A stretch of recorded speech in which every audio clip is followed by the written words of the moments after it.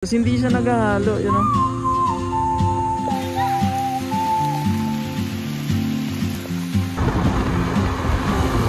Sunday ngayon. Bali, stress na. Tinamad kasi kami kanina gumala. And ako lang sana gagala. Tapos napaisip-isip siya na boring din mag-cellphone ng cellphone. Kaya yun, nagpasundo dito sa boarding house niya. Dito ako ngayon. Gala daw kami. Ito kaming Luktob. Yung Luktob Spring nga pala is sa Lubok. Hindi ko alam ko malapit lang yun eh. 1 hour ata biyahe or 30 minutes or 40 minutes. Medyo marami akong dala. Dala ko yung life vest niya. Let's go. Yun talaga maganda yung biglaan. Akala ko alas stress na ngayon. Alauna pa pala. Ito pala yung biyahe namin. Kaya namin ito abutin. Luktob. Bali yung biyahe is 37 minutes. Dito yung daan namin. Sa Bool, Baclayon. Tapos yun, Lubok.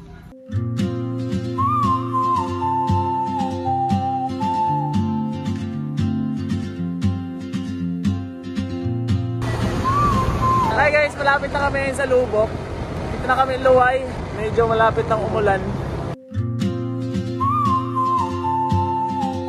Bali nandito na kami ngayon sa private property man lagi ni. Andito na kami ngayon sa Luktob. Tapos nakita namin yung river. Medyo ano siya, medyo hindi siya malinaw. Tingin na lang siguro kami.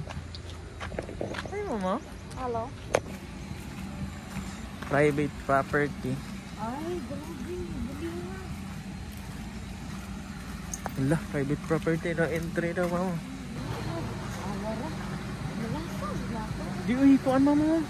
Spring. Ang kulit dito gagi, hindi naghahalo yung tubig ng ano, yung tubig ng spring hindi naghahalo sa sapa. Tapos ano siya, basta nakaka-amaze siya. Asa rin mo na mo? Ano, na high blood na siya. Spring? Ha? Naado? Awa.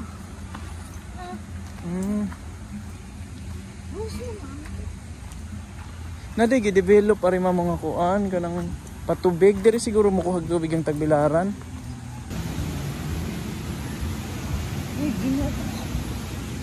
Bali dito nga parang dito yung ano, dito sila kumukuha ng tubig para i-ano sa Tagbilaran, para supply ng tubig sa Tagbilaran. Meron dito ano, yung floating restaurant. Pero yun nga pala, yung mga sikat na floating restaurant dito sa Lubok. Naghahalo yung tubig, tsaka yung tubig ng ano, nakaka-amaze. Wow.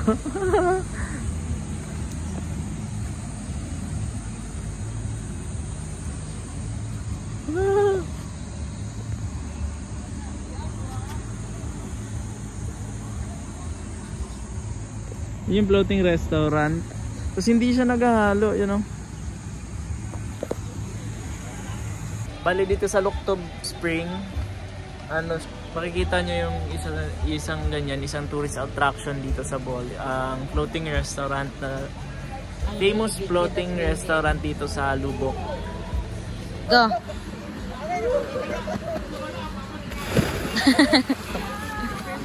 Nabawra? Nilubog lagi.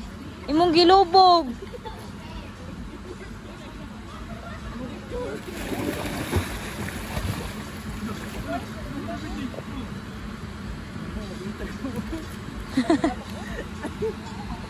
Ano, wow. Mamo!